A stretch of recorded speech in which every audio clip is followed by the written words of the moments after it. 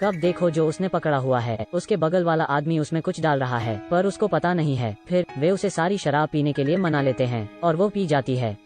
उसके बाद वो WC में जाना चाहती है लेकिन उसे थोड़ा चक्कर आ रहा है। कात्या घर जाना चाहती है क्योंकि उसे नशा होने लगता है और तीनों आदमी अपने असली रूप में आ जाते हैं। हवस में पागल हो जाते हैं और उसे बेडरूम में खींचने लगे और गंदी हरकत करने लगते हैं। कात्या बड़ी दुखी हुई क्योंकि वो घर नहीं जा सकी। जाने से पहले एक आदमी ने उसके बैग में पैसे भी डाल दिए। इन बदमाशों की नजर में पैसा सब कुछ खरीद सकता है लेकिन कात्या को वो पैसा नहीं लेना था। जब वो बाहर जाती है तो सारे पैसे फेंक देती है। वो दुखी है और घर आती है। पोती को रोते देखा। दादाजी इवान उसे शांत करने के लिए आते हैं लेकिन वो उसके पैर पर चोट के निशान देखता है। उससे पूछने के बाद वो सब कुछ पता लग जाता है। इवान बहुत गुस्से में है। वो कुल्हाड़ी लेता है और उन लोगों को ढूंढना शुरू करता है लेकिन रास्ते में उसे पुलिस ने हिरासत पकड़ लेती है। इवान रोते हुए उन्हें बताता है। पुलिस की गाड़ी जल्दी आ जाती है। उनके पास हथियार हैं।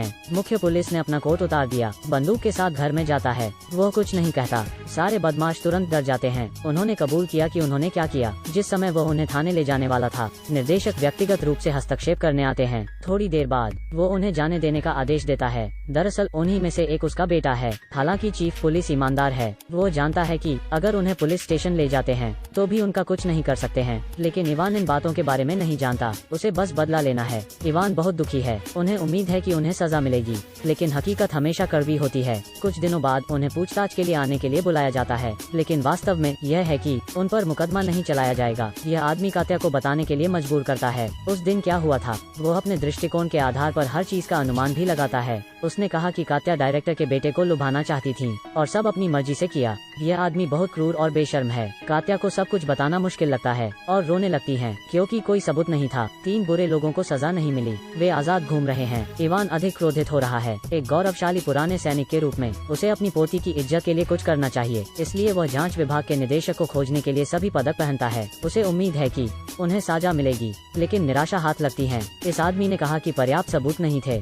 अब कोई रास्ता नहीं बचा है। हालात देखकर इवान गुस्से में बाहर चला जाता है। उसे अपनी पोती का बदला लेने के लिए अपने तरीके का इस्तेमाल करना चाहिए। 3 बुरे लोगों ने उसकी जिंदगी खराब कर दी लेकिन उनमें से एक डायरेक्टर का बेटा था, इसलिए उन्हें सजा नहीं मिली। उसका दादा एक सेवानिवृत्त शूटर थे। वो इस बात को सहन नहीं कर सका। अगर कानून कुछ नहीं कर सकता वो इसे खुद अंजाम देगा। इवान घर आया और जानता था कि कात्या की चाची छुट्टी पर जाना चाहती थी। उसने उसे अपने घर पर नजर रखने के लिए कहा। इवान उसके घर जांच करने आया था। उसी समय उसने देखा कि उसका घर उन बदमाशों के कमरे के सामने था। उनके अनुभव से लगता है यह शूट करने के लिए सबसे अच्छी जगह थी। उसको योजना सूझी। इवान प्रॉपर्टी डीलर पता लगाता है और अपना पुराना घर बेच देता है और कुछ पैसे जुटाता है। फिर वो अपनी पोती को एक जगह ले गया। खिलौना बंदूक की दुकान देखकर उसने बंदूक को छुआ और उससे पूछा अगर उसके पास असली बंदूक होती। यह सुनकर दुकानदार मुस्कुराया। क्या आप खेल के कारण पागल हैं? परंतु फिर इवान की गंभीरता को देखने के बाद उसे चिढ़ाना बंद कर दिया और गुंडों के पास ले जाता है। इवान की कहानी सुनने के बाद उन्होंने उसे मंजूरी दे दी। वे उसे एक सुनसान जगह में ले गए। अनुभव के साथ इवान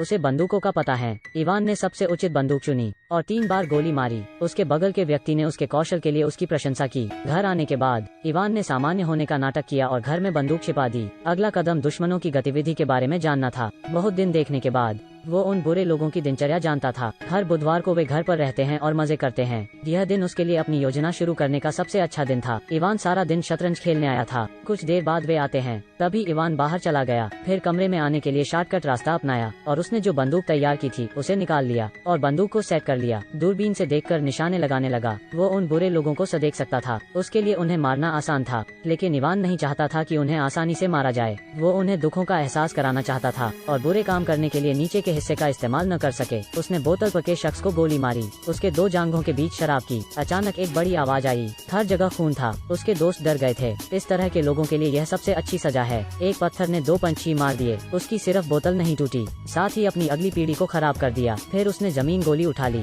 उसने हमेशा की तरह सादा होने का नाटक किया, मानो वो दूर नहीं गया था। एम्बुलेंस आ गई। चारों ओर भीड़ थी। बदमाशों के हालात देखकर सब खुश हो रहे थे। अगले बुधवार दूसरे आदमी को सबक सीखने का था। पिछली बार की तरह वो सामने वाले कमरे में आ गया और शांति से इंतजार करने लगा। अंत में एक बदमाश कार में सवार हो गया। इवान पेट्रोल की टंकी पर गोली चला देता है। शॉट। कार में विस्फोट हो गया। हालांकि वो आदमी मरा नहीं था लेकिन उसके गुप्तंग जल गए थे। इसके लायक था ये, इसके लायक था ये। लेकिन भीड़ में एक पुलिस वाला भी था। ये दोनों केस इत्तेफाक नहीं थे। पुलिस ने ये अनुमान लगाया इवान ने ये सब किया है। उसने अपने बेटे से कहा कि वो बाहर न जाए। उसके दोस्त को सजा मिल चुकी है। अगला निशाना वो था। वह कायर बहुत डरा हुआ था। पुलिसकर्मी इवान के घर आता है लेकिन उसे कुछ नहीं मिला। कात्या ने कहा उसकी चाची ने उसके दादा को उसके घर की देखभाल करने के लिए कहा है। फिर उसे शक हुआ। उसके जाने के बाद डायरेक्टर उसके घर जांच करने आए थे, लेकिन उन्हें कुछ नजर नहीं आया। जिस समय वह जाने वाला था, आंटी वापस आ गई चाबी लेने के लिए। यह सुनने के बाद डायरेक्टर को एहसास हुआ और चाची के घर आ गया। वो खिड़की से देखता है। वो जानता था कि शूटिंग के लिए यह सबसे अच्छी जगह है, उसे सिर्फ हथियार ढूंढना है। तब इवान पर मुकदमा चलाया जा सकता था। इवान थोड़ा परेशान था क्योंकि उसने अलमारी में बंदूक छिपा रखी थी, लेकिन जब पुलिस ने खोला तो वहाँ कुछ नहीं था। इवान हैरान था, वो कोई सबूत नहीं था। डायरेक्टर ने केवल इवान को धमकी दी कि अगर उनके बेटे को कुछ हुआ, जेल हमेशा इवान का इंतजार करेगी।